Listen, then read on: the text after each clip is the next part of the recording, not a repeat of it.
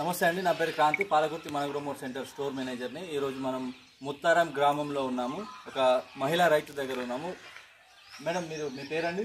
గ్యార వెంకటయ్య స్వర్ణ sir. మీ మనాసాయిలను వాడారు కదా? వాడినాం sir. ఎన్ని ఎకరాలకు వాడారండి? 4 ఎకరాలు వాడినా సార్. ఎలా అనిపించింది? మంచిగా అనిపించారు, దిగుబడి బాగున్నది.